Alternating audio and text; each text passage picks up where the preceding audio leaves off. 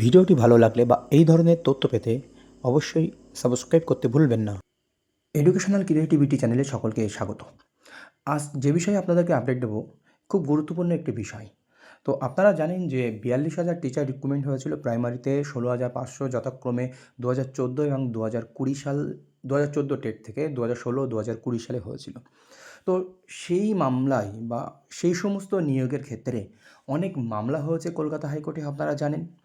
তো সেই মামলায় একাধিকবার বিভিন্ন তথ্য উঠে এসেছে। আমরা দেখেছি ৩২,০০০-এর চাকরি বাতিল হয়েছে। তো সেই মামলা এখনও প্রিয়াঙ্কা নস্করের মামলা ডিভিশন বেঞ্চে রয়েছে, সুপ্রিম কোর্টে গেছে। একাধিক মামলা, প্রাইমারি সংক্রান্ত মামলা কিন্তু সুপ্রিম কোর্টে গেছে, ডিভিশন বেঞ্চে গেছে।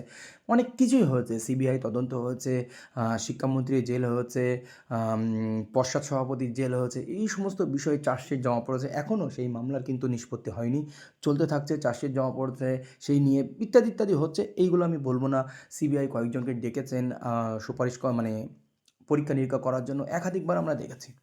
কিন্তু ব্যাপারটি হলো এখনও কোর্ট নম্বর ১৯ জাস্টিস বিশ্বজিৎ বসুর এজলাসে একাধিক মামলা উঠছে, যে মামলাতে বলা হচ্ছে কাট অফের চেয়ে বেশি নাম্বার আমার লেজার কাটার ক্যান্ডিডেট চাকরি করছে।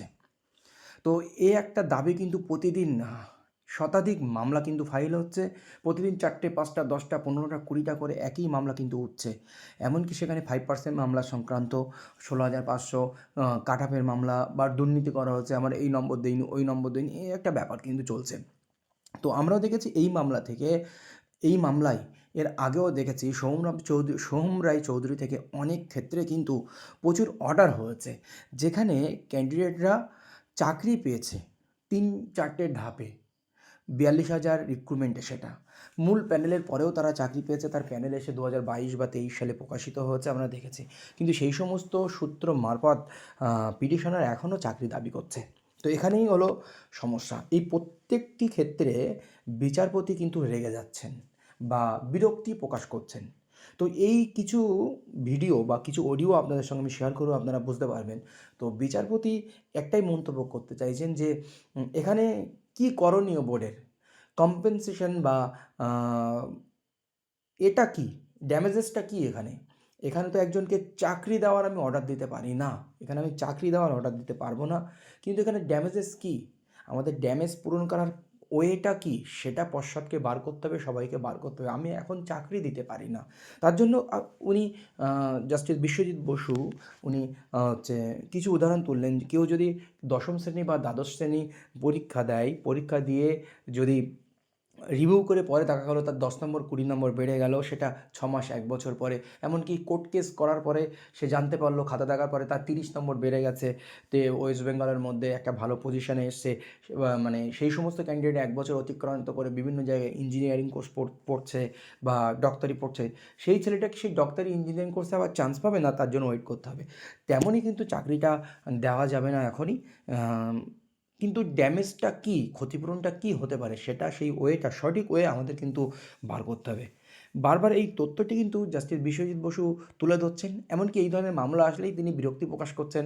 মানে একটা যেন মানে ভীষণ বিরক্তির প্রকাশ, যে এই মামলা এরকম এটাই কিছু হবে না, এরকম একটি ব্যাপার। তো প্রত্যেকটি মামলা, বিশেষ করে ৩২,০০০-এর মামলা আসলে বা ৩২,০০০ টিচারের সঙ্গে যুক্ত যে মামলা বা ২০১৪ রিক্রুটমেন্ট, ২০১৪ থেকে ২০১৬ রিক্রুটমেন্টের যে মামলাগুলো আসছে, সব প্রিয়াঙ্কা নস্করের মামলার ওয়েটিংয়ের জন্য ওয়েট করছে, যে অতদিন ওই মামলা নিষ্পত্তি না হলে এই মামলার কিছু হবে না। তো এই ব্যাপার। তো 5% মামলা নিয়ে আপনারাও দেখেছেন যে কিছু রেকর্ড রেখেছেন, বা সিনিয়র অ্যাডভোকেট বিকাশ রঞ্জন ভট্টাচার্য দাঁড়িয়েছিলেন। তো ওনারও উপস্থিতিতে একটা শুনানি হবে বা ইত্যাদি ইত্যাদি। কিন্তু আমার মনে হয় না যে ১৬,৫০০, ৪২,০০০ থেকে ওই কাট অফ নিয়ে বা 5% মামলা নিয়ে মানে ভবিষ্যতে আর কিছু হবে। যাওয়ার হয়ে গেছে। কিন্তু কোর্ট নম্বর ১৯ জাস্টিস বিশ্বজিৎ বসুর এজলাস থেকে কিছু আর হবে না, এটাই বলা চলে। কিন্তু পরবর্তী বিচারপতিরা আসলে কী হবে না হবে সেটা পরের ব্যাপার। কিন্তু অর্ডার যদিও হয়, অনেক অর্ডার দেখতে পাচ্ছি আমরা যে পশ্চাৎ মানে অ্যাপ্লাই করেনি, অনেক অর্ডার দেননি, এরকম একটি ব্যাপার। রিপোর্ট দেওয়ার কথা ছিল, জমা দেননি, বা যদি অর্ডারও হয় পরবর্তীতে সেটা কিন্তু সুপ্রিম কোর্টে যাবে, ইত্যাদি আটকে যাবে। আলী হাসান মণ্ডলের মামলা, ম্যাট ১৫৯৪, বিভিন্ন রকমের তার জড়িত আছে কিন্তু বিভিন্ন জায়গায়। এমনভাবে সাজিয়ে রেখেছে পশ্চাৎ যে ডিভিশনে পেন্ডিং, সুপ্রিমে পেন্ডিং, সেই জন্য মামলা কিন্তু প্রত্যেকটাই পেন্ডিংয়ে বা আউট অফ লিস্ট করছে। এরকম একটি ব্যাপার জায়গায় কিন্তু দাঁড়িয়ে রয়েছে। আমরা একটু কোর্টের মধ্যে ছোট্ট একটি অডিও ক্লিপস আপনাদের দেখিয়ে দিই, তাহলে আপনারা বুঝতে পারবেন যে বিচারপতির মন্তব্য কোন দিকে বা বিচারপতির অভিমুখ কোন দিকে। চলুন আমরা সেই অডিওটি শুনুন। Candidate appeared in an examination unsuccessful.